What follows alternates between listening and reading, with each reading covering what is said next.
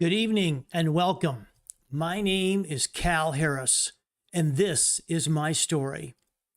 Tonight is episode 3, The Prosecution, where I will walk you through what really happened on the morning of September 12th, 2001, when my wife Michele didn't come home. And then the New York State Police and District Attorney's version 6 years later at my first trial. I'm also going to show you video outtakes from CBS 48 Hours that were never aired or seen before until tonight. These videos prove my innocence. Now, before we start, I'd like for you to check the volume on your device to make sure that you can hear these videos. I can hear them on my end. They sound good to me, but I don't know how it's going to sound on your end. So you may want to check the audio and check the volume so that you can hear these videos. Also, if you have a question or comment, you can click on Say Something, which should be on your screen there, right below the yellow Cal Harris podcast. And all you need to do is click on that, and then you can sign in with your email address if you haven't signed in already. You don't have to sign up a new account. You don't have to put any information in. It's just you put in your email address, and then if you want, you can ask questions or comment. I've already got a comment already from Doug. He says he can hear loud and clear, so that's good news. Also, I've been rehearsing over the last few days, and a couple times I've gotten bumped off the internet, and I don't know why, but if it happens tonight, it's only for a few seconds and then it comes right back on. Hopefully it won't happen. But if it does bump off, just wait a few seconds, it should come back on. Now, if it does knock you off on your end, then just hit the refresh button on your device and it should come back. If it doesn't, worst case, go back to my link that I gave out and just click on the link and you can come back in. So hopefully we'll have smooth sailing tonight. As I've said before, this is new territory for me. I'm learning as we go, and hopefully we'll get better at this. Okay, let's get started.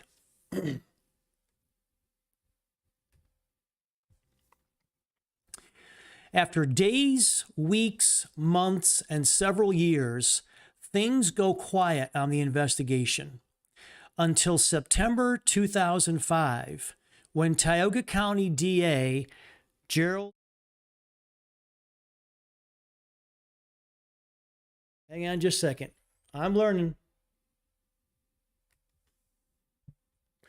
When Tioga County DA Gerald Keene takes my case before a grand jury. We had heard it was coming, and my attorney at the time called Gerald Keene and said, if by chance you do get an indictment, call me and I will bring Cal in for booking. Gerald Keene's response was, we're not going to afford Cal Harris that luxury, making it obvious that this was all for show and the agenda for both Gerald Keene, the district attorney, and Sue Andrews Mulvey, the lead investigator, was to humiliate me, my family, and try to destroy our businesses and reputation. I was sitting in my office that morning when 3 New York State Police Troop C personnel literally kick my office door open and come barging in. They throw me up against the wall, handcuff my hands behind my back, and shackle my feet. They walk me out the front door of my business in front of all my employees and customers.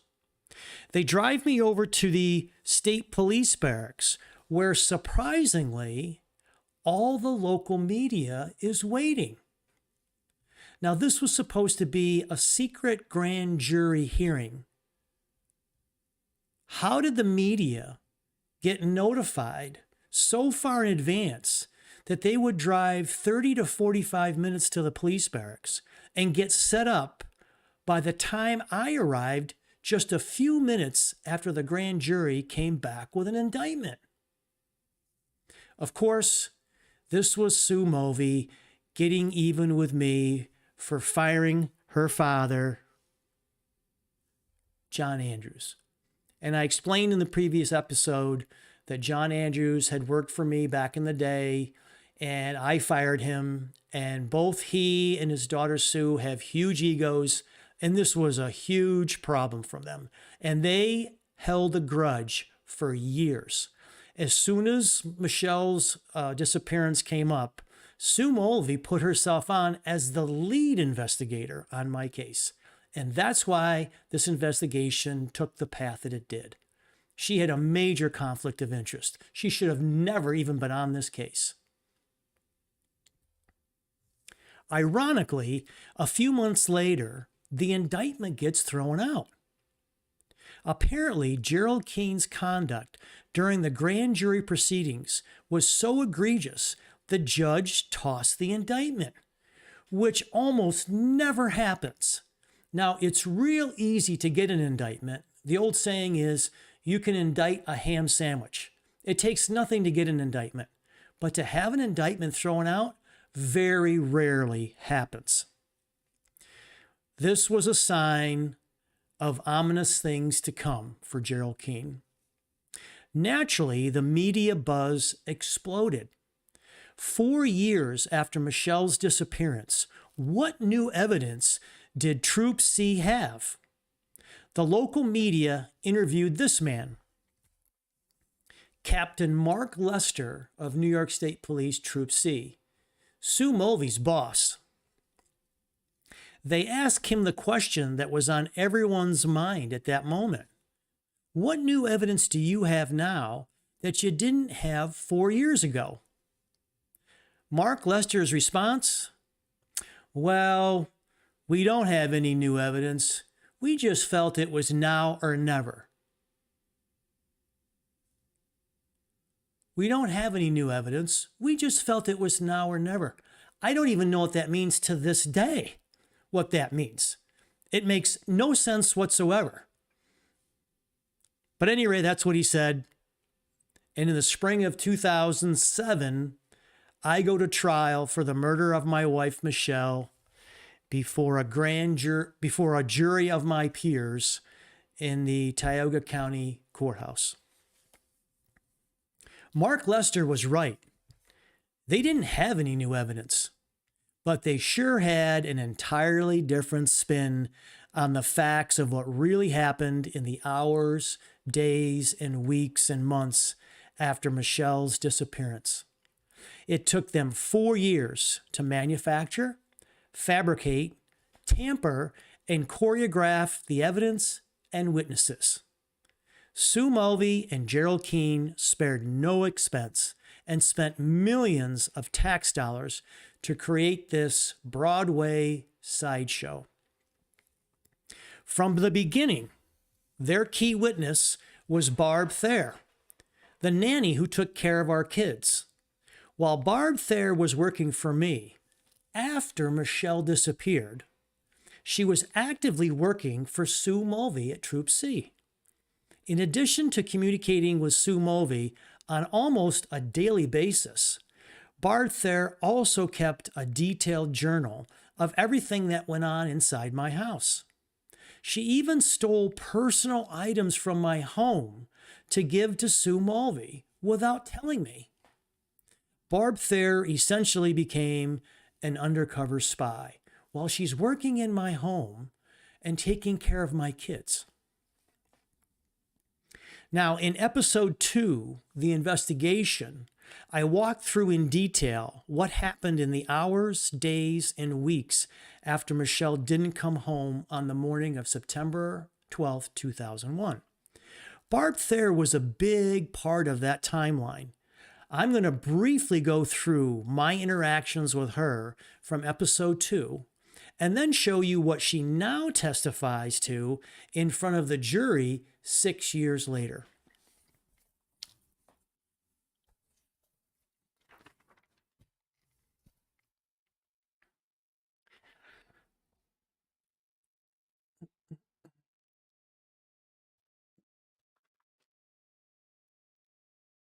Okay, On the morning of September 12th, 2001, I wake up around 7 a.m. and I find that Michele is not sleeping on the couch in the living room, and her van is not parked in the garage where it normally is. In this photo here, her van would be parked right where the boat is, and on the left-hand side of the garage, closest to the door coming into the kitchen from the garage. And the garage overhead door was open that morning. Since I need to get the 3 older kids to school, I call Barb Thayer to see if she's available to come up and help me, mainly to take care of our youngest son, who was 2 at the time. Barb says she is available and will be up later. A few minutes later, I call Michelle's cell phone just to see if she's on her way home. I don't want Barb Thayer to waste a trip if Michelle's on her way. Now, I call Michelle's cell phone from the house phone that's in the lower right-hand corner of this photograph. And you can see it. It's black in color, and it's in the middle of the photos of the kids, and it's just to the left of the fax machine. So once I check the living room and the couch, she's not there. Once I look out the door to the garage, which in this photo is the door on the left, and I don't see her van, I call Barb Thayer and ask if she's available. And then after I get off the phone with her, a few minutes later, I pick up that phone and I call Michelle's cell phone. I get Michelle's voicemail, but I don't leave a message. The reason is we don't have cell phone coverage around our house for about a 10-mile radius at the time. Having lived in that location for 10 years, both Michele and I knew that if we were trying to get a hold of each other and we didn't answer our cell phones, it meant that we were within that 10-mile radius and there was no sense leaving a message. About a half an hour later, Barb Thayer comes through the kitchen door from the garage. And again, it's the door on the left. I'm standing right at the kitchen counter, just a few feet away from her, and I'm getting the kids' breakfast ready. Now, the kids are still upstairs at this point. I think my older son was getting in the shower, and the other ones were still kind of waking up, but they were upstairs. So it's just Barb and I downstairs. And in this photo, I'm standing on the left-hand side of the counter getting breakfast ready. Now, I want you to notice the chair at the bottom of the photo that's at the end of the counter. It's the same chair that you see in this photo in the bottom left-hand corner. Okay? And the reason I'm showing you this is to show you how close Barb Thayer and I are. We're just a few feet away from each other, looking at each other face to face. I'm going through this detail because it becomes important in a few minutes when Barb Thayer changes her story.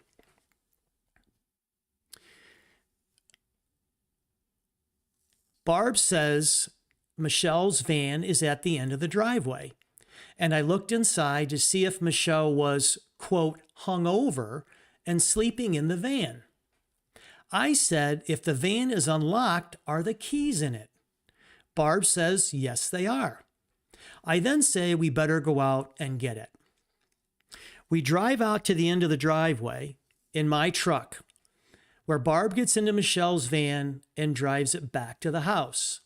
Now, again, in this photo, Michelle's van would be in the lower right-hand corner, and she's in our driveway, and she's parked at the edge of the lawn there. Her van is on this side of the white fence and gate. It's facing in as if she were coming in to the house. Our house sits way back in the woods. You can't see it. It's in the woods at the very back. You can't see our house from the road, and you can't see the end of the driveway from our house. So she's on our property. You can see the main road at the very bottom of this photograph. You can see that it's a little bit different texture. So she's on our property and she's on the driveway, but she's on the right-hand side. And that's where I drop Barb off, and she gets in the van and drives it back to the house.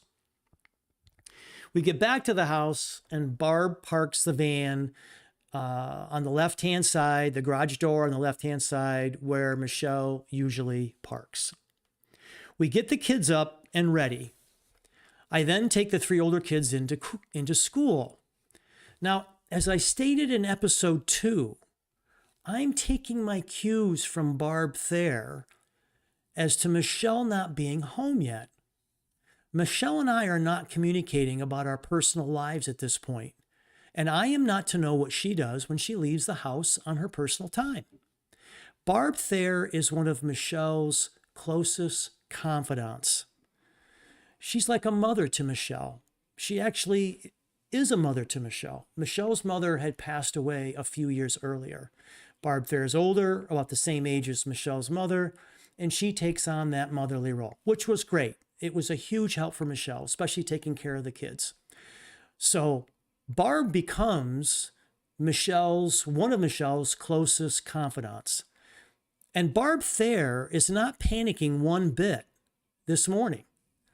And she's saying things like, I wonder if she's at her boyfriend's house sleeping, or I wonder if she's at a friend's house hungover. If Barb Thayer is not panicking at this point in time, I'm not panicking either. Barb knows more about Michelle's personal life than I do. That's what happened on the morning of September 12th, 2001.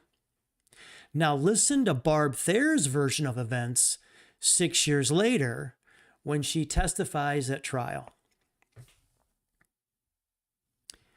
Barb Thayer testifies that she receives a phone call from me around 7 a.m.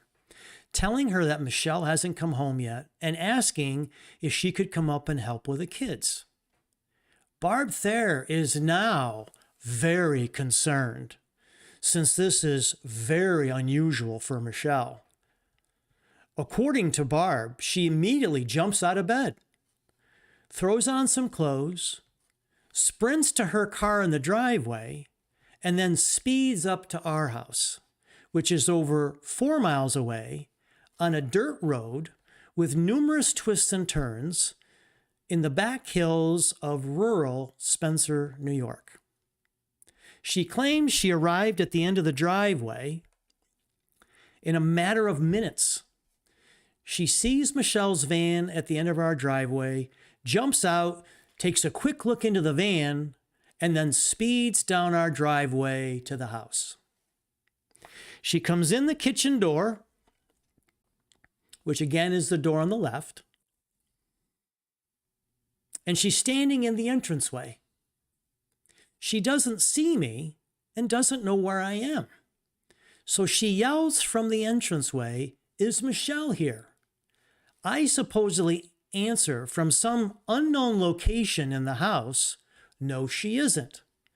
Barb then yells out, "Her van's at the end of the driveway." I supposedly respond, "Well, we better go out and get it." Barb then claims she's the one that calls Michelle's cell phone and is literally hiding around the corner in the laundry room making this call. Now, in this photo, again, the phone is in the lower right-hand corner. It's on the desk, and it's in the middle, in amongst the kids' pictures. So Barb says she's standing in this entranceway. She doesn't step out into the kitchen area for some odd reason, but she's hiding for some reason. She's scared now. And then she reaches and grabs the phone, and then she goes back in and hides into the laundry room, which is to the right of the door that's open. Now she's testifying that she's in the laundry room, and she's dialing Michelle's cell phone, and she dials it, and it rings and it rings and it rings, and then it goes to her voicemail. But Barb doesn't leave a message on the voicemail. She doesn't explain why, but she doesn't leave a message. And while all this is happening, and it takes time, to dial the phone and get the connection and the voicemail, whatever, and I'm supposedly just somewhere in the house, we're communicating back and forth, but I'm nowhere to be found. Absolutely no sense. She's insinuating that she's afraid I'll find out that she's making this phone call and she's hiding from me. On cross-examination, she gives no explanation for this behavior other than to say, quote, well, you know Cal, which again doesn't make any sense. Barb Thayer's worked for us for years. I've never had a problem with Barb Thayer. I don't really like her because I think she's a conniver and a manipulator, and she did manipulate Michele for money. So I always had a guard up with her, but we never had a problem, never had a confrontation. In fact, like I said, Barb Thayer worked for me for a year after Michele disappeared. We had no problem. But now all of a sudden, she's afraid of me and doesn't want to step out into the house. Makes no sense. Here's what's really going on. After several months into the investigation, Sue Mulvey realizes she's made a huge mistake. She's coming up completely empty-handed, and for her, there's no going back. As I stated in episode 2, her obsession with getting even with me for firing her father takes her deeper and deeper into the abyss. One of the things she realizes is that if I'm the one who calls Michelle's cell phone that morning, it blows her theory that I'm responsible for her disappearance. Why would I call Michelle's cell phone if I already know she's dead? This is the reason it takes 4 years to get an indictment and 6 years to go to trial. Sue Mulvey needs to manufacture and choreograph evidence that she doesn't have. Coaching witnesses like Barb Thayer to completely change their stories. Here's what's so pitiful about Barb Thayer's testimony. Barb Thayer is the most interviewed person by Sue Mulvey in the hours, days, weeks, and months after Michelle's disappearance. In all the interviews, hours and hours of interviews, not once does Barb Thayer ever describe herself as being very concerned that morning and in a mad rush to get to our house and making this panic phone call around the corner and hiding in the laundry room. The way Barb Thayer testified about this sequence, she was very emotional, and this was a very traumatic experience for her. That's not something you would forget in all the hours of interviews that she had with Sue Mulvey. Not only that, Barb Thayer started keeping a detailed journal immediately after the morning of September 12th, 2001. Not once does she mention being concerned, in a hurry, and making that phone call. Total and complete fabrication and choreography by Sue Mulvey with her key witness. This pattern repeated itself with one key witness after another. What they all testified to at trial was nothing like the statements they gave Sue Mulvey 6 years earlier. Now, I'm going to show a few pictures here just to show you how ridiculous Barb Thayer's testimony is. This is a picture just inside the entranceway, and according to Barb Thayer, she would be standing just off the photograph on the left in the entranceway. You can see the desk right there at the bottom in the front. That's where the phone was. It's not there now. I took this picture later. But the phone was on the desk. It was in the middle of the kids' photographs, right next to the fax machine. And all Barb Thayer has to do is take 2 steps, and she's right in the kitchen area, and she can see the whole first floor. The whole first floor is open, and she can look down and see the dining room. And then this is a photo from the other end of the house. This is a photo from the dining room going back the other way, and you can see all the way down to the living room. And if you look in this photo about halfway up, you'll see the desk chair. And then just around the corners where Barb is supposedly standing, but she's not stepping out into the kitchen area. Makes absolutely no sense. Now, I want you to notice the 2 chairs in the lower right-hand corner here. It's the same 2 chairs in this photograph here. Now, look to the right. That's the foyer going out to the front doors of the house. That's all open too. Okay?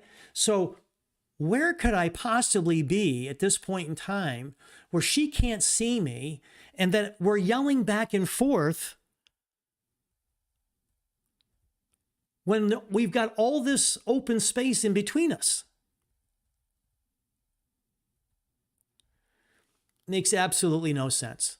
Total lie, total fabrication.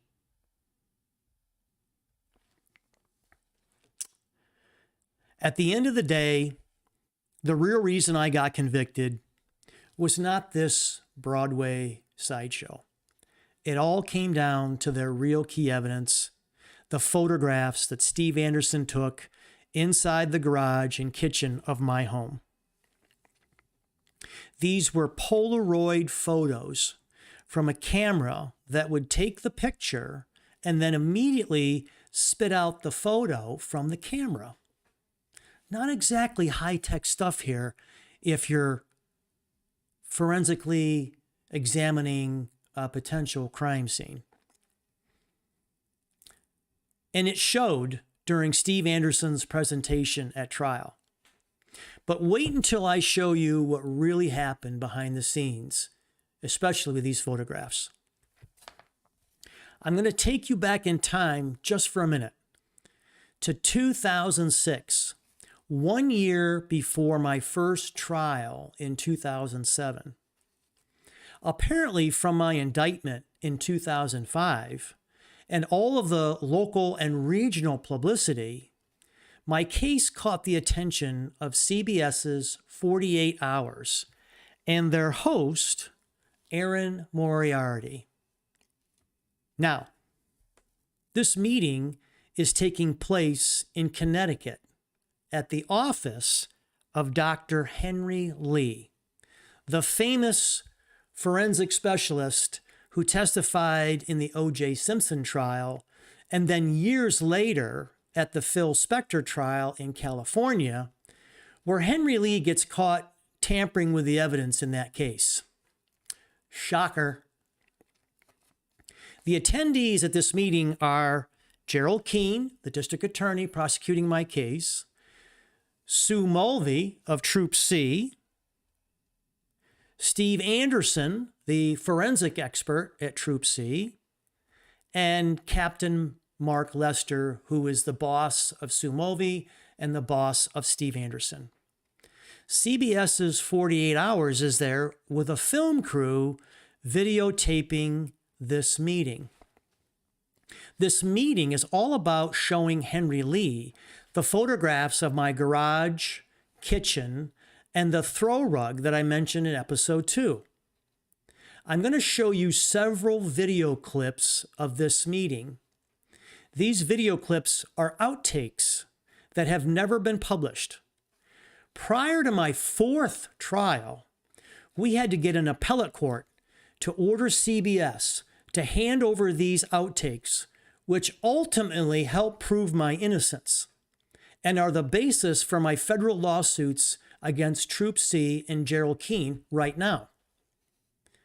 Erin Moriarty had these outtakes and knew it would prove my innocence, and she knew it would destroy Jerry Keene and Sue Mulvey's case, and she never aired them. When I questioned Erin Moriarty about the extreme bias she took in airing my case, she looked me right in the eye and with no expression whatsoever said, "I don't agree with what we do on the show, but it pays the bills." I don't agree with what we do on the show, but it pays the bills. I was stunned. I couldn't believe my ears. My first thought was, how many innocent people has Erin Moriarty put away by being in bed with law enforcement and prosecutors just to make money? Erin Moriarty and Sue Mulvey were 2 peas in a pod. Truly sick individuals. Talk about fake news. Now, before I start playing the video outtakes, I want to briefly review their theory of what happened in my house on the evening of September 11th, 2001. I want this fresh in your mind, so when you view these outtakes, you understand exactly what's going on and the deception they're creating for the jury. To be clear, Henry Lee will be the expert witness for them in my trial. Okay. On the evening of September 11th, 2001, their theory is that Michele comes home around 11:30 p.m. from her boyfriend's apartment. She parks her van in the garage, which is this photograph here, and again, it's where the boat is parked right now. She then comes into the entranceway to the kitchen, into the house, and she's standing in the entranceway, where I am supposedly laying in wait and attack her with a blunt instrument. I hit her over the head hard enough to crack her skull, and then hit her again and possibly a third time, creating blood spatter on the bottom of the kitchen door, this door on your left, the very bottom of that door,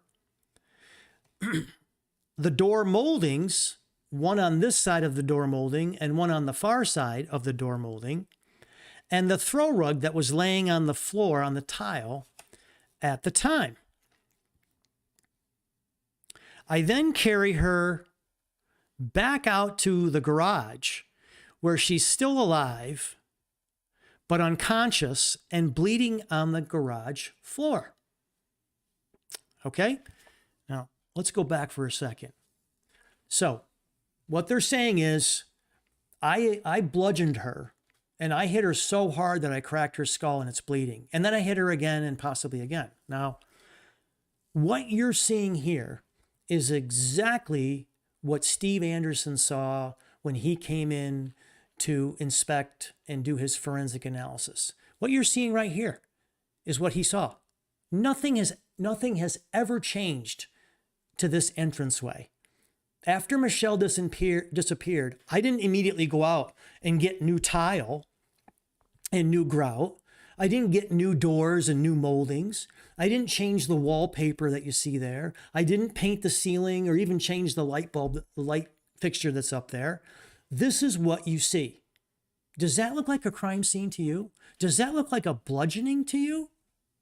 When you get done viewing this, go Google a crime scene that is a result of a bludgeoning, where someone gets hit so hard with a blunt instrument that it cracks their skull and bleeds, and then gets hit several more times, spattering that blood everywhere, creating cast-off on that blunt instrument. Cast-off is blood that is put on the instrument when you hit it again on a cracked open wound, and then when you bring that back, it throws that blood called cast-off onto the ceiling and everywhere. If they did what I claimed, if I actually did what they claimed I did, this would be a horror show. And look how small that area is. If you close the center door, you can tell by the doors, you're only talking about 3 feet of space there. It is a very enclosed area. And to commit a crime, what they claim that I did, it would be a horror show. There would be blood everywhere, and there's none. There's a few stains at the bottom of the door that are sub-millimeter in size. There's a few stains, one stain on one molding, another stain on the other molding, and then there's a few stains on the throw rug that was laying at the floor at the time. All of these stains are sub-millimeter in size, and I'll get into that later.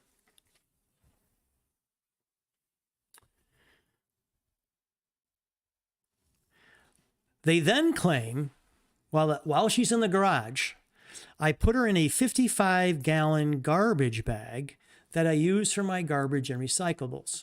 Now, I had two, just off to the photo on the right here, in the corner of the garage, I had two commercial-type garbage cans. They were actually on wheels. You could roll them around, and they were 55-gallon drums. And then, of course, I had a roll of garbage bags there that I got from Sam's Club.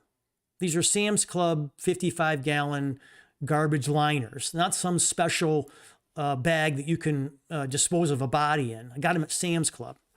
So then they claim I put her in this 55-gallon bag, and then I attempt to clean up the blood from the kitchen and then on the garage floor. I then take her out on my property.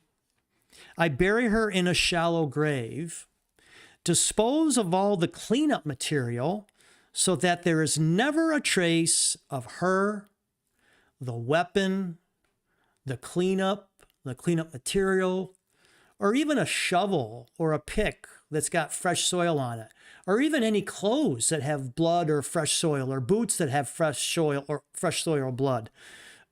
None of it.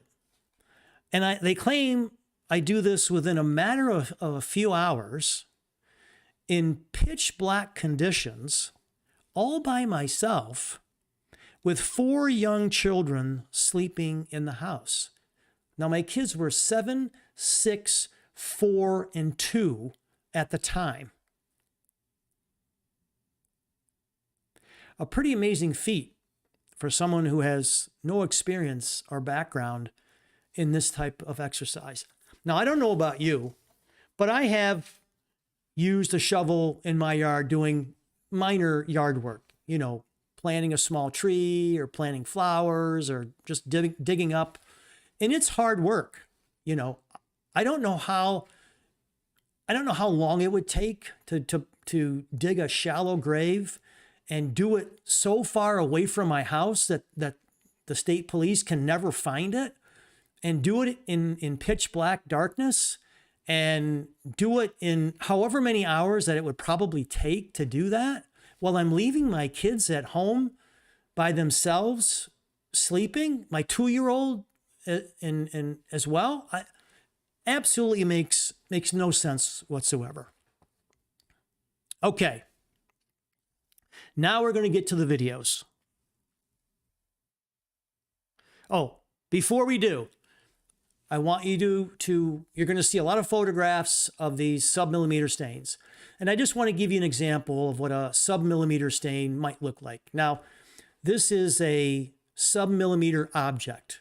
It's the closest thing I could get. I couldn't find a submillimeter stain that would give a good comparison. This is actually a camera, by the way. This is a submillimeter sized camera that's on this finger, okay? So it's just for an example. It gives you an idea that the submillimeter stains were approximately the same size as this camera, and you can see how small they really are. I then want to show you, and I did this. This is the head of a cotton swab that Steve Anderson used to test the stains in my house. And I just want to show you for comparison the size of this cotton swab versus the size of the actual stains that he was testing, okay?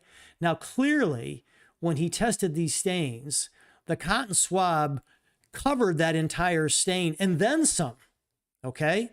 So it's important. I'm going to show you why in these videos, but that's just a comparison to give you an idea of what was going on here. Okay. This is the first video and the first outtake. Just checking here to make sure everything is working. Again, I hope that you can hear the audio. If not, please somebody let me know. But in this outtake, Gerald Keene is showing Henry Lee the photographs that were taken inside my house in the garage and kitchen, the photographs that Steve Anderson took.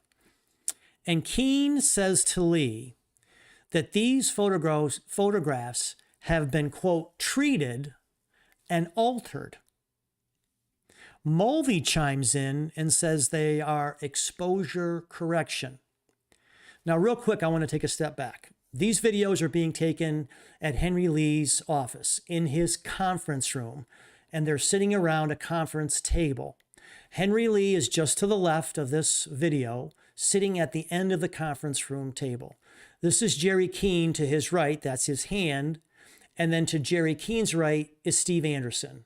On the left-hand side of the table, to Henry Lee's left is Sue Mulvey, and to her left is Captain Mark Lester. And I think there's one other guy that's an assistant to Henry Lee. But this is the setting, these are the players, and this is what's going on. So Jerry Keene is explaining to Henry Lee that these photographs have been treated and altered. Sue Mulvey calls it exposure correction. Okay, so I'm going to play the video, and then I'm going to walk you through it. So you listen.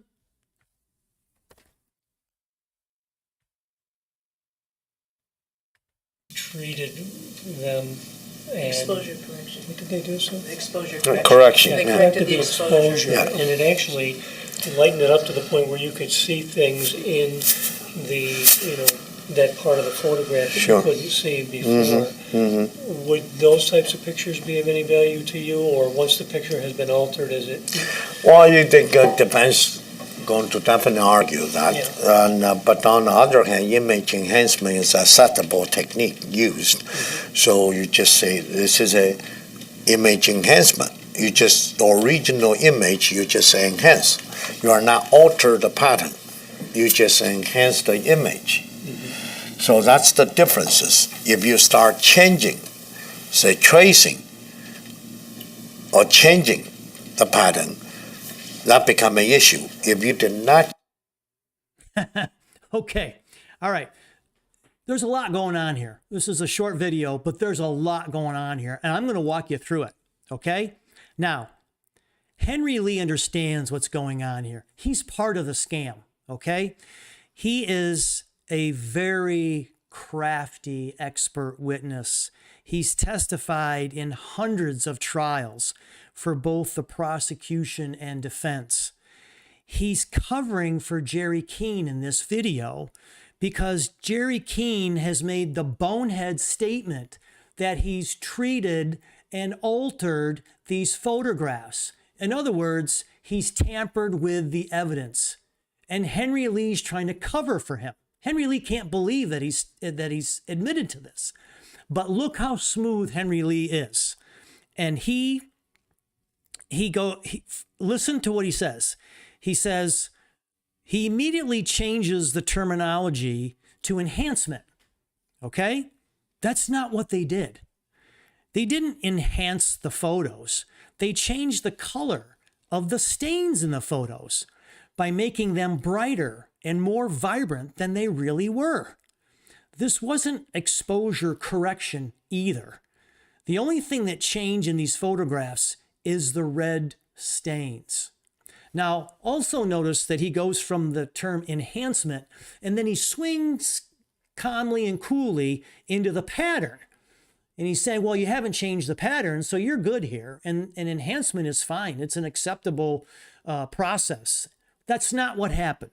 And what he's trying to do is he's trying to lead whoever's going to view this video as far away from Jerry Keene's bonehead mistake of admitting that that he tampered with the evidence. He treated them and they're altered. And Henry Lee is trying to cover for him. Okay? Also, the original photographs are missing. According to Sue Mulvey, they're just gone.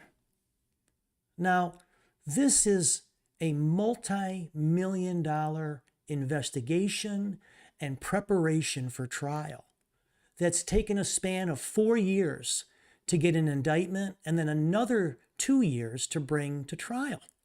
They spared no expense. No stone was left uncovered. They got down to the most minute details in this investigation and preparing for this case for trial. And all of a sudden, the original photographs are missing? What? There's not one of them? Steve Anderson took dozens and dozens of photos in my house. And they're all missing now? Not even one or two are left over? Total BS. The original photographs are missing because they don't show a crime scene. The stains on the original photos are darker, not bright red or vivid red, as Henry Lee testifies to at trial. I also want you to look close at Sue Mulvey's face and demeanor. She's lying, and she knows she's lying. And I also want you to notice that Henry Lee never asks to see the originals. If you're an expert witness, you want to see all the evidence that you're going to testify to. Henry Lee is then on the whole scam to deceive also. He's a hired gun. You'll see this later when it comes time to examine the throw rug. Going to play this for you one more time just so you can just listen to what I had to say and see for yourself. It's a quick outtake, and I want you to watch Sumovi's face really close. Them and Exposure correction. what did they do? So Exposure Correction. They Yeah. corrected corrected the exposure, Yeah. and it actually lightened it up to the point where you could see things in the that part of the photograph that Sure. you couldn't see before. Would those types of pictures be of any value to you, or once the picture has been altered, is it? Well, I think it depends. Going to definitely argue that. Yeah. And, but on the other hand, image enhancement is a acceptable technique used. So you just say this is a image enhancement. You just original image. You just enhance. You are not alter the pattern. You just enhance the image. So that's the differences. If you start changing, say tracing, or changing the pattern, that become an issue. If you did not. Did you see that? Unbelievable. Them and Exposure correction. what did they do? So Exposure Correction. They Yeah. Let's see. Okay, I'm going to try to get to the next. All right, next video. In this outtake, Henry Lee is talking about the settings on the camera that Steve Anderson used to take the photographs in my house. And what he's saying is that since he wasn't there and he wasn't using the camera, he doesn't know anything about the camera or how it was used, and that he can only testify to what he sees in the photograph. So I'm going to show you the video, play it quick, and then walk you through it. it will. It will. Okay. All right, so be prepared. I only can say I look at the photograph. I don't know the setting, but it's just the color. But unfortunately, some of the photographs you do have a flash Yeah. problem, Yeah. where you have the flash did not reach the whole entire frame of Right. the negative. So, like for example,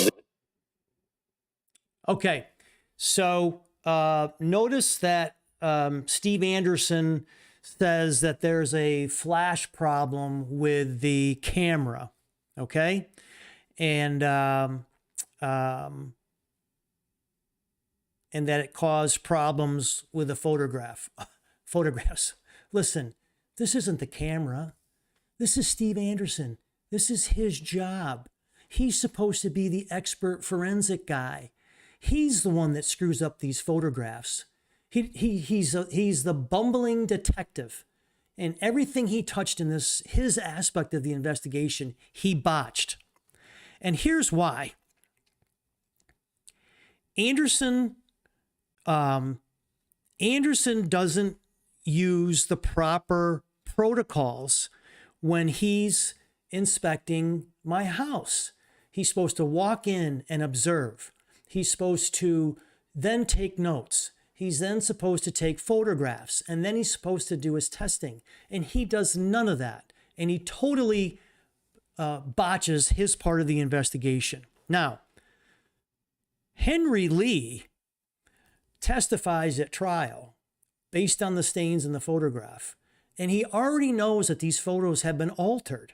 So he doesn't make any mention of this when he testifies, that he wasn't there, he didn't use the camera. All I can do is look at the photographs. He already knows that the photographs have been altered and that the little red stains that are there have been made bigger and brighter, and he's already in on the scam. Also notice that Henry Lee is not asking about the originals again. Henry Lee should be demanding to see the originals or not be able to give expert testimony at trial. He's in on the scam. Okay, this next video outtake is Jerry Keene and Steve Anderson are showing Henry Lee a photograph of a stain that was on the kitchen door trim. The photo that I showed you earlier of the kitchen door coming in from the garage into the kitchen. And this stain is on the far trim piece or on the right-hand side of the door. And keep in mind, all of these, what few stains there are, they're all below the doorknobs. There's nothing above the doorknobs anywhere. No stains whatsoever. Despite the fact that they're claiming that when Michele came in and she was standing there, I hit her over the head with a blunt instrument multiple times. No blood spatter stains anywhere above the door handles. Everything is down low. So they're showing him the stain and they're referring to it as a ghost pattern. I'm going to play the video and then walk you through it.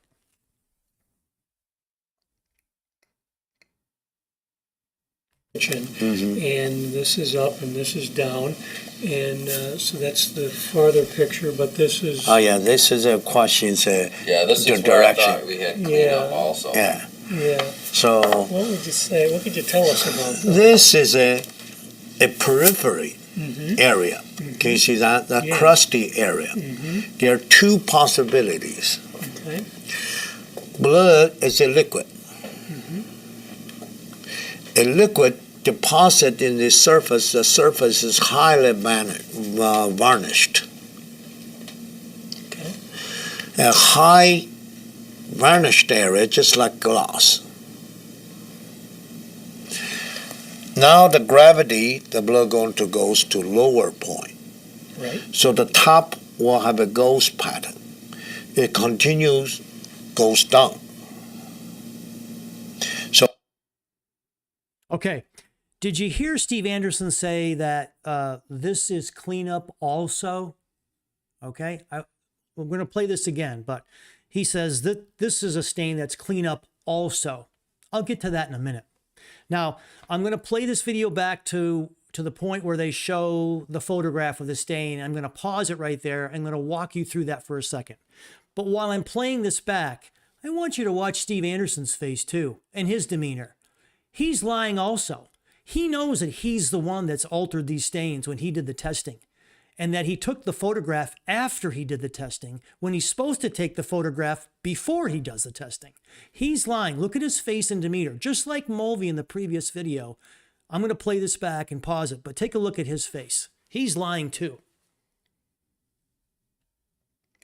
And this is up and this is down, and so that's the farther picture, but this is oh yeah, this is a question. Yeah, this the is where I direction. thought we had cleanup also. Yeah. yeah. So What would you say? What could you tell us about that? this is a periphery area. Okay, see that Yeah. crusty area. There are two possibilities. Okay. Blood is a liquid. Okay, right there. I'm going to pause this for a second. Now, what they're trying to describe here is that in my attempt to clean up, I only got the center of this stain and that the outer edge remained. Okay? Now, keep in mind, these stains are sub-millimeters in size. The photo of this stain is enlarged many times. I don't know how many, 10, 15, 20. You can see the size of the stain by looking at Henry Lee's thumb there. And these stains are not that big. What they did at trial was they blew up these sub-millimeter stains to this size to show the jury, to make it look like there was more there than there really was. And of course, they also had these photographs treated and altered so that the stains would look brighter than they really were, brighter to the point where Henry Lee described them to the jury as vivid red. That's what gets me convicted. Okay? Now, again, this is Steve Anderson's bumbling detective. He's supposed to take photographs first and then test, and that's not what he does. He barges right into my house, doesn't follow any of the protocols, and immediately starts testing with his cotton swab, and he's the one that's altering these stains. There's no cleanup on my part. There's no evidence of cleanup on my part. Now, Steve Anderson does admit that he consumed an entire stain when he was testing. Now, I don't know how many more stains he consumed, but he admits to at least one. So if he has consumed an entire stain, then of course it makes sense that he's altered the other stains that he's tested. Okay. and this is up and Okay. All right. This next video is Lee is admitting that in the entranceway to the kitchen, where they claim I attacked Michele, he can't rule out that the few submillimeter stains that are there, he can't rule out that that couldn't have come from a cut finger on Michele's finger. It's Michele's DNA, we know that, on these few stains. But he can't rule out a cut finger, okay? So what he's really admitting to here, it's the same thing I've been saying right along. This isn't a crime scene, okay? And he's admitting it indirectly here. Now, he doesn't testify to this at trial, but he's being honest here. I'm going to play the video and then walk you through it.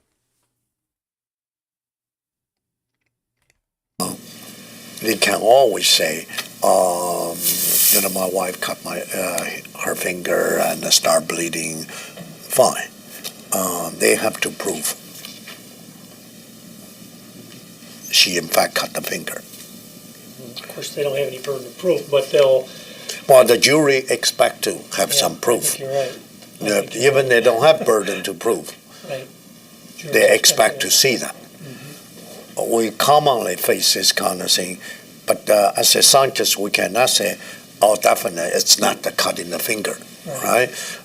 If I see a large pool of blood, then I can tell you, definitely cannot say cut the finger.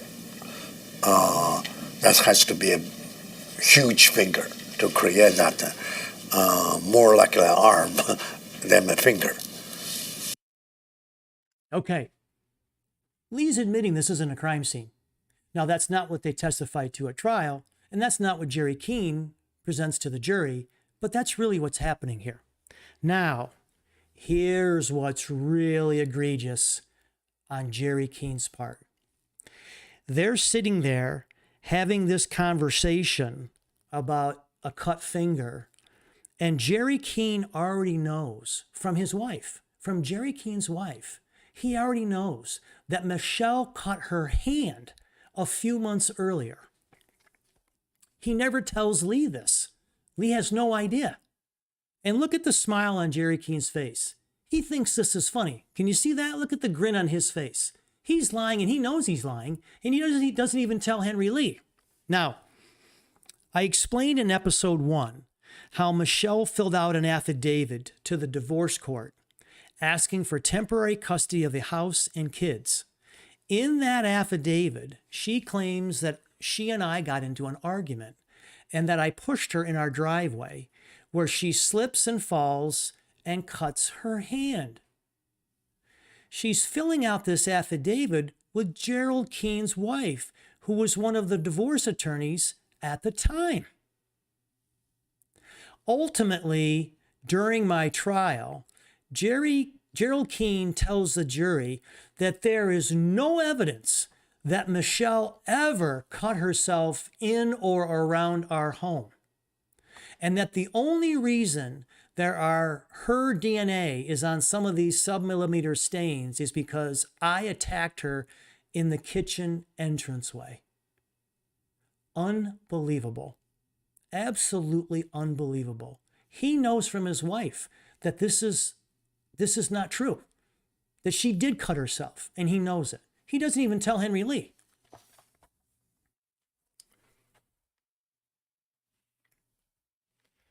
They can always say. Okay, in this video outtake, Lee admits there is no way to age blood. Yet, when he testifies at my trial, he claims that the submillimeter stains with Michele's DNA are 2 to 3 days old or fresh. He's making this expert opinion from looking at the photographs that he already knows have been tampered with. I'm going to play this and then walk through it. Age of the blood, doctor. I know we talked to you before about whether there are tests that can show the age of blood, and apparently there are not. Yeah. But you said In 1979, I wrote a paper. I thought I figured a way to to determine the age of blood. As a matter of fact, your defense expert is a co-author with me on that. Dr. Forrest. Yeah. That time was he was my former professor too. Okay. So, but later we cannot tell you exactly 3 days old, 5 days old. I can tell you it's relative fresh. Okay, do you hear that? He's admitting that he can't age the blood. It's not what he says at trial in front of the jury. Now, at the time Henry Lee testifies at my first trial in 2007, my second trial in 2009, and my third trial in 2015, and he never testifies in my fourth trial, and I'll tell you why. But during this time period from 2007 to 2015, during that 8-year time period, Henry Lee becomes an outcast amongst his peers for being a hired gun, for doing exactly what he's doing here. He's lying, he's misleading to the jury, and he's willing to say whatever is needed for either the prosecution or defense, whoever is the highest bidder. He's a hired gun. And it becomes obvious over the years what he's doing. And he gets caught, not just like he's getting caught here. And I don't think there's ever anybody else has got any video like this. But he gets caught in other trials where his expert testimony is, he's not being truthful. So he's lost all credibility in his profession. And the fact that he got caught tampering with evidence in the Phil Spector trial pretty much says it all. And that happened right before my third and fourth trial. So in fact, the reason he never testified in the fourth trial is because in the third trial, my attorney hammered him so bad on the witness stand about his credibility and about tampering with the evidence in the Phil Spector trial out in California that Henry Lee got so frustrated that he literally got up and walked out. He never finished his expert testimony. That's how frustrated he got. And then when my fourth trial came around, he didn't even want to come back. He basically thumbed his nose at the state police and said, I'm not coming back, because he got humiliated so bad. That's the kind of people the state police hire and use to get what they want. The New York State Police. And Troop C is the worst. I'm going to cover that at the very end. Okay. All right. Next. Age of the blood, doctor. I know. The next video. Okay.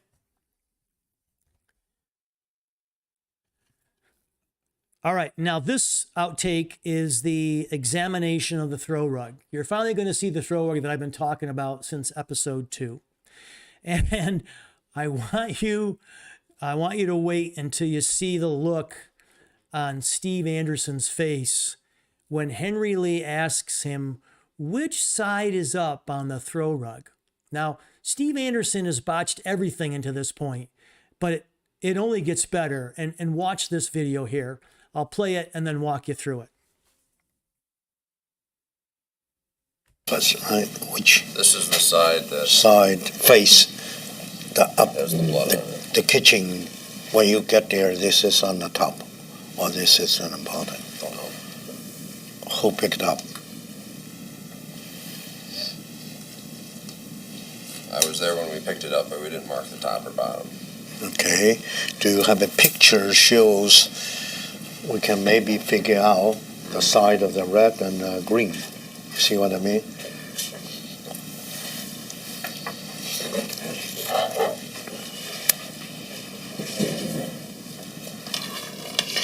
So the red has to be on the right-hand side, right? Yep, more red on that. So this has to be. can't make this stuff up. This is unbelievable. This is a multi-million-dollar investigation that Sue Mulvey puts on. Millions of your tax dollars went into this investigation. And look at what you're getting, okay? I want to make a quick note on Steve Anderson. Not only is he the bumbling buffoon in this investigation, but Steve Anderson got kicked out of college 1 month before graduation. A 4-year college. It was in upstate New York. It was either St. Lawrence University or Clarkson University, whichever one. But he gets kicked out of a 4-year college 1 month before graduation. And then a few months later applies to Troop C and they hire him. You can't make this stuff up. Okay. They ultimately figure out that the submillimeter stains on the throw rug were facing down on the floor at the time, completely blowing their theory that the stains were deposited on the throw rug when I attacked Michele in the entranceway. This came up at trial, and Steve Anderson's response was, well, Cal must have turned over the carpet to hide the stains. Meanwhile, they go into great detail during the trial of how meticulous I was in disposing of Michele's body and covering my tracks, so that she is never found and there is never any evidence of cleanup or cleanup material.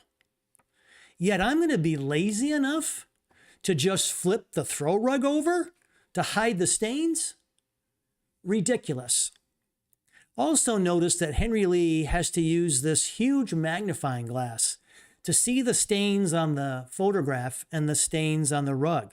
That's how small they are. This is not a crime scene. Henry Lee admitted it a few videos earlier.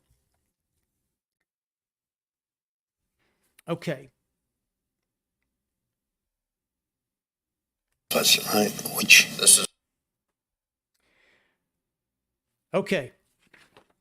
This video here, this is the Amylase Test.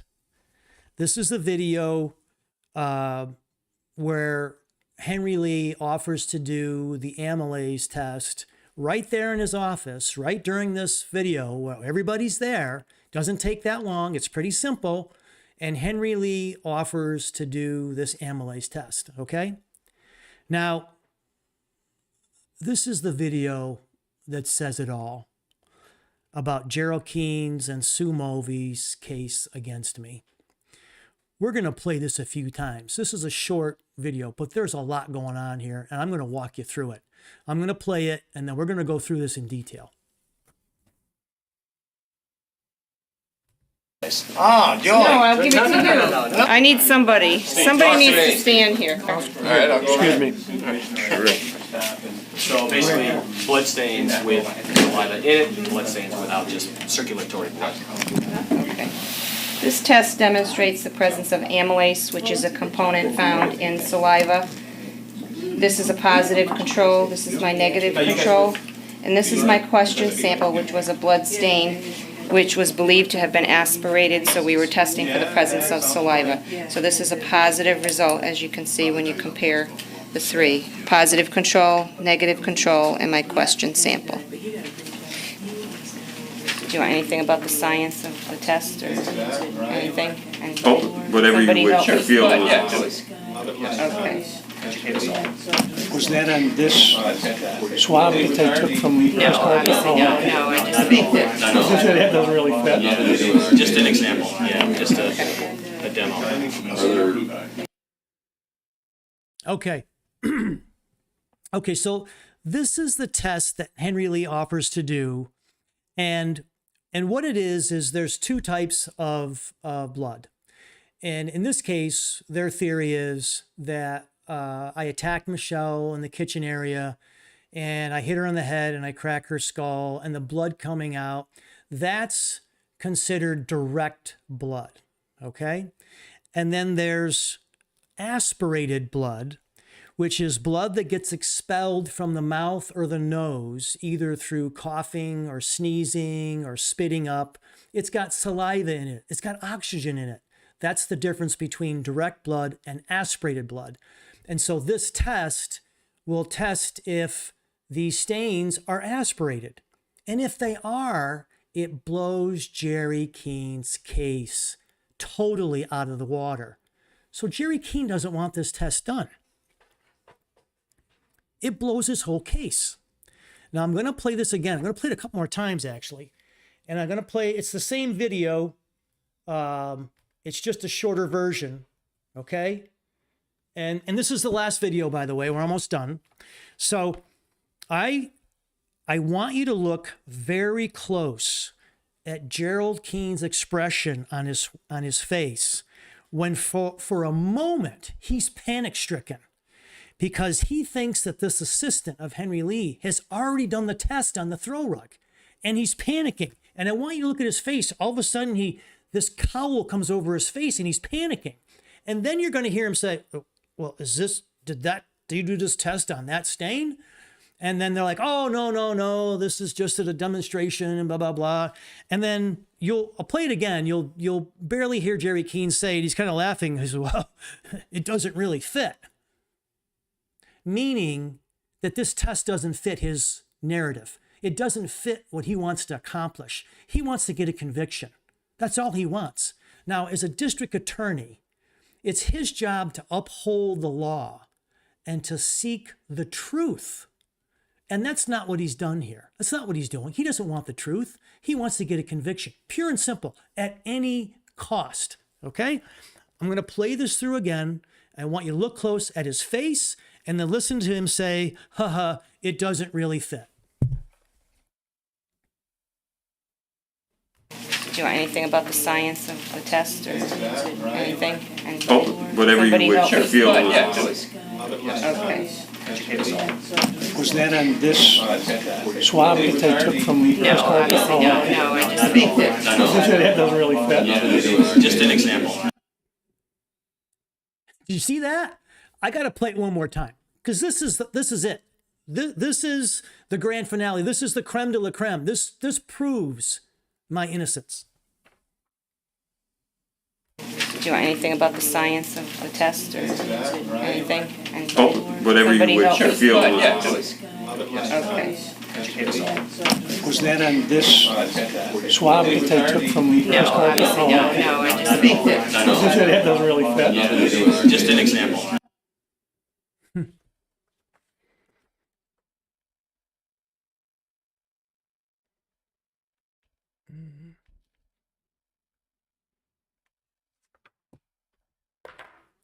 It doesn't really fit. Isn't that beautiful? It doesn't really fit. Does that not say it all?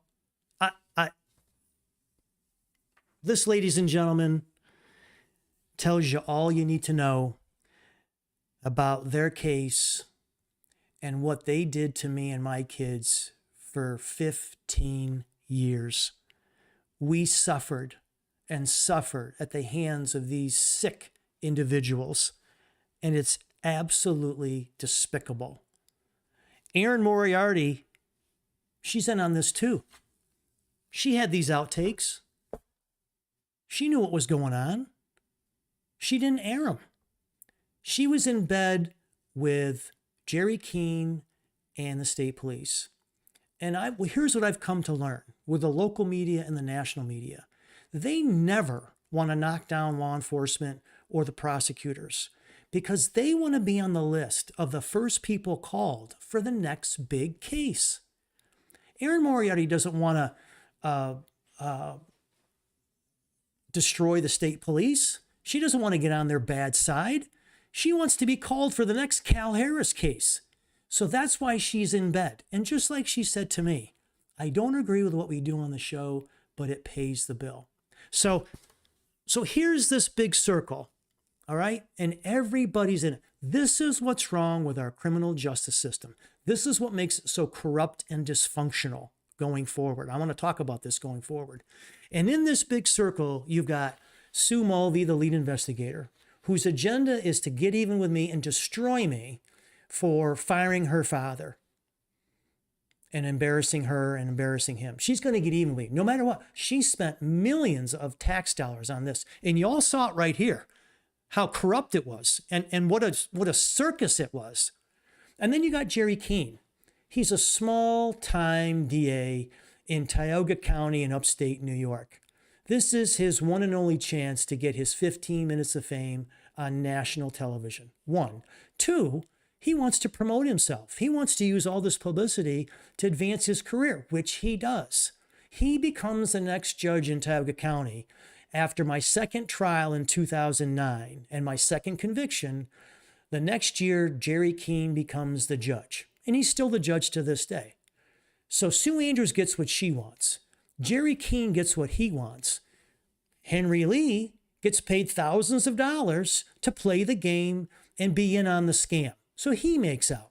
And then you've got Erin Moriarty. She's in it for the money too. She's playing in the scam as well. She knows I'm innocent. If she'd have played these outtakes or these videos on national television, I would have never gone to trial. Would have never gotten convicted. So my goal in going forward, I'm going to play a few more episodes in my case. In fact, next week, next Tuesday at 7 p.m., it's going to be episode 4, and it's going to be convictions and incarceration. I'm going to walk you through my convictions and being incarcerated, getting ripped away from my kids, and all of the horror that we went through for 15 years. And then I may do another episode after that about where we are right now in our lives. But beyond that, I'm going to use these podcasts to speak out about criminal justice, the criminal justice reform, the social injustice, and expose and help those that are still suffering, those that are still sitting in prisons right now, that are innocent just like me, that have been abused just like me. And you're getting a chance to see this firsthand. This is very rare. I've been through 4 trials. I was convicted twice, and I've been in 4 trials. So I've got an experience and knowledge that very, very few people have. And I want to share that, and I want to use that to make changes. And I blame both the Republicans and the Democrats. And I'll talk about that going forward in future podcasts. But at any rate, the last thing I want you to see, Troop C is the most corrupt law enforcement unit in the history of New York State. There was actually an investigation done back in the 80s when Mario Cuomo was the governor, Andrew Cuomo's father, and he hired a special prosecutor by the name of Nelson Roth, R-O-T-H. And Nelson Roth did an investigation. And I have the details of this investigation on my website. I'm going to show you that real quick. And Nelson Roth comes back, and basically in summary, he says, everybody in Troop C was involved generational, meaning they passed it on from generation to generation. And clearly, in my case, they're still doing it. So I'm going to put that screen up just for a second. I'm going to stay with you. If you have any questions or comments, we'll hang out for a second. But look at this next page here.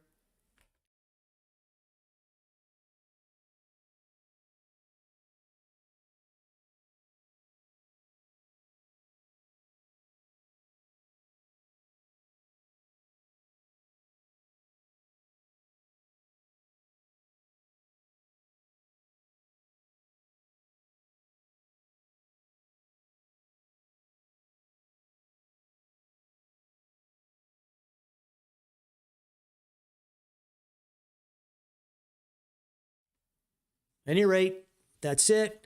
I'll hang around for a little bit. If anybody has any questions or comments, I hope everything went well. I hope everybody saw the videos. I hope you heard them. I really appreciate you coming out and appreciate your time. And so that's it for this episode. Again, I'll hang around for a few minutes to see if there's any questions. Other than that, appreciate you tuning in, and hopefully to see you next week, next Tuesday at 7 p.m. Thank you.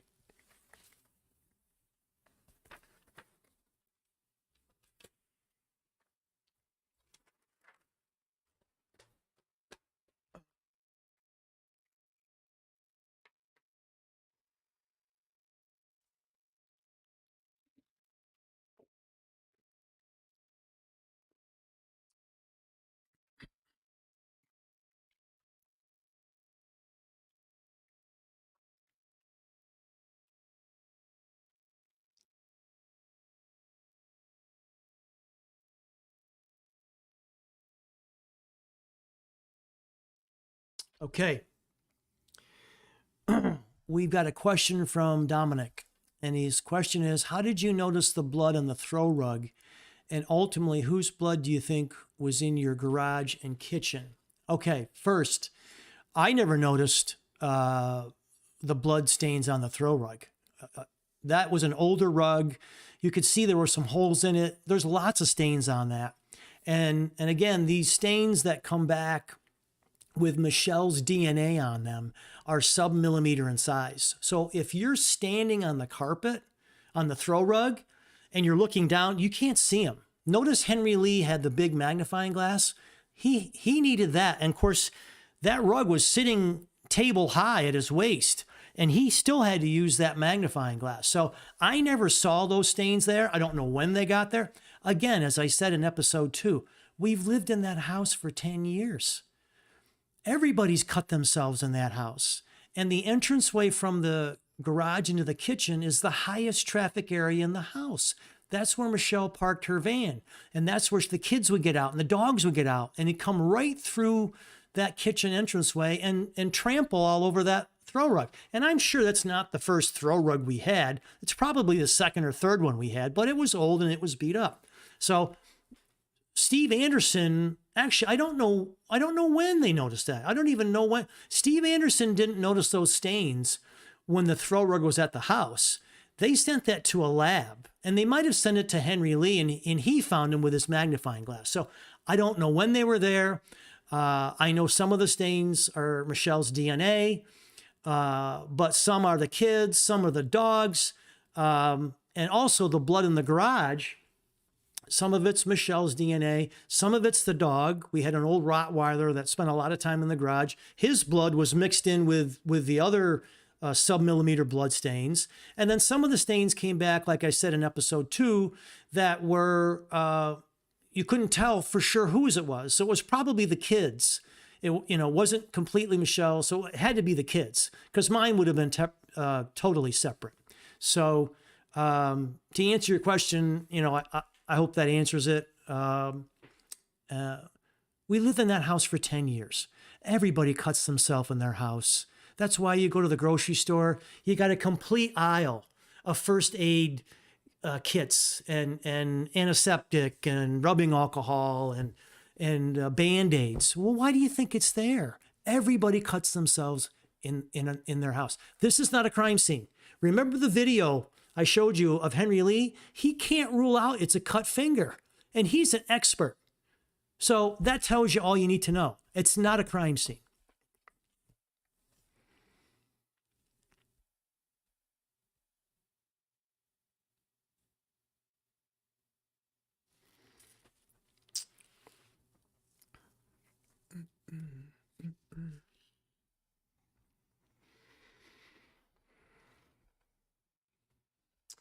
Okay, the lawsuit is moving along good. We have done all the depositions. There may be a few more. We have exchanged all the documents going back and forth. The next aspect of the lawsuit is what's called a summary judgment, and that's where we take all of our material in the depositions that we've done. The other side takes the material that we've given them. So here's what's happening. I'm suing Jerry Keene, but I'm suing the Tioga County DA's office. I can't sue Jerry Keene personally. He is exempt from any prosecution whatsoever. So the insurance company, Tioga County has an insurance company that covers for this type of loss. So the insurance company has an attorney who's representing them, who's representing the Tioga County DA's office, who's representing Jerry Keene. So this attorney for the insurance company is who we're dealing with. And then as far as the state police are concerned, Troop C, that's being handled by the Attorney General's office themselves. So we're dealing with one of the assistants at the Attorney General's office. So once we submit this summary judgment, both sides submit this summary judgment. We're going to argue that this case should be moving forward. We've got enough evidence of a crime being committed here, a civil crime. They're going to argue with their papers that it doesn't rise to the level, and then it's going to go before a judge, and the judge is going to decide whether I'm able to move forward or the case gets dropped. Obviously, there's a lot riding on this. I hope that doesn't happen, but I think that we'll have this thing wrapped up within the next year.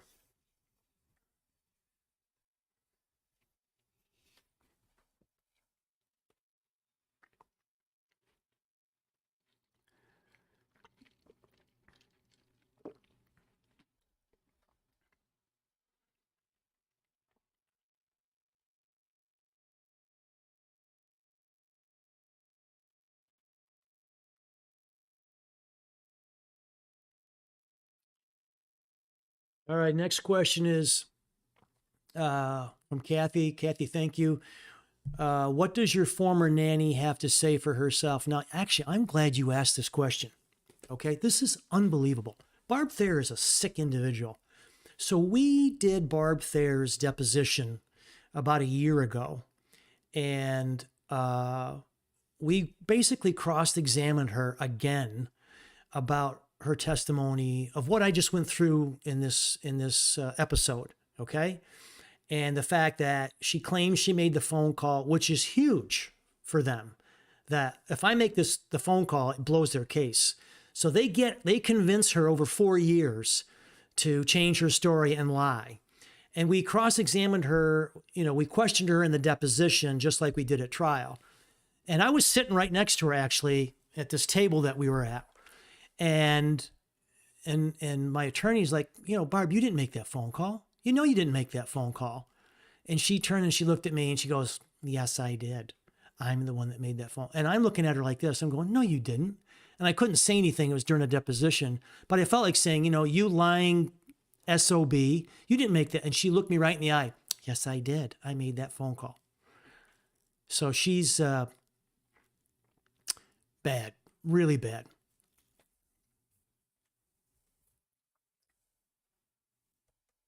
No remorse whatsoever from Barb Thayer. None. No remorse. No remorse from anybody.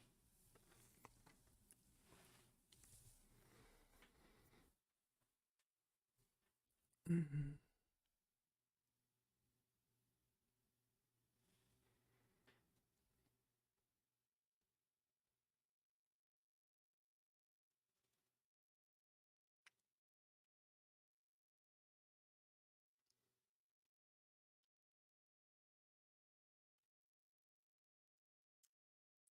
All right. Well, listen, if you have more questions or comments later, you can still ask them and then I'll respond later on. We've been at this for an hour and a half. And again, I really appreciate everyone's time. And, some of you know me on my Facebook page. You can message me there or my Twitter account. And, I'm willing to ask questions at any time. So we'll turn off for tonight. And thank you, everybody. And I really appreciate your time.